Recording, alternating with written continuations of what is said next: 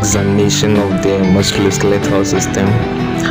To examine the hand, expose both hands and forearms up to the elbows and get the patient relaxed and lying or sitting comfortably in bed with both hands pronated on the abdomen, and compare the two hands for any asymmetry. Inspection.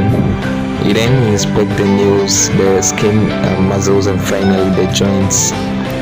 In the nails, look for vasculitis and psoriatic change. Let's say psoriatic change. And the nail fold capillaries are dilated and also prominent in connective tissue disease. In the skin, look for scars. Erythema suggests acute inflammation. Also look out for cutaneous psoriasis, sclerodermatous skin changes, and also blotchy erythema, which is seen in dermatomyositis and also systemic lupus erythematosus. Also note vascular lesions and extensor surfaces of small joints in dermatomyositis. The palmar aspect of the hand, observe cutaneous lesions like palmar erythema, which is seen in rheumatoid arthritis. Look for wasting of the thenar and hypothenar muscles. Observe the presence and distribution of any swelling. Is the characteristic distribution of the swelling that leads to the diagnosis. We'll note any deformities such as Boutonniere's deformity, Heberden's notes, Burkhart's notes, mullet finger, swan neck deformity, Z deformity of the thumb, ulnar deviation, and subluxation of the metacarpal heads. Palpation. So by manually palpate the joints by alternating movements for the nature of the swelling, effusion, synovial thickening, bony enlargements, and the joint itself for active inflammation. So hard swelling suggests bony outgrowth, and soft swelling suggests synovitis. Using the mid forearm as the reference point, compare the temperature here with the temperature of the hands, then gently compress the fingers to see if they are tender. When compression of the joint leads to pain, it indicates active synovitis. We get a patient to make a fist and notice the guttering between the heads of the metacarpals, and in chronic arthritis, the gutter are filled with soft tissues. Palpate the wrists for firm rubbery swelling of synovial thickening. So next, test for the range of movement. So get a patient to fully extend the fingers.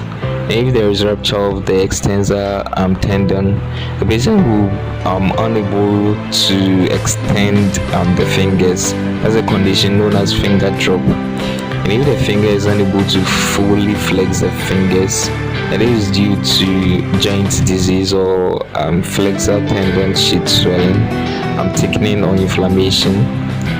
So movement at wrist assessed. So ask the patient to fully extend his wrist as in a prayer sign, with the hand at 90 degrees to the forearm to test the extension, and flexing the wrist in the reverse prayer sign with fingers pointing downwards in a plane 90 degrees to the forearm test for flexion. That's the main test for flexion. So you test the range of movement of all joints. If the individual joints move within their normal range of movement, then inability to make a full fist is due to involvement of the tendon sheaths. So next, you test the function of the hand.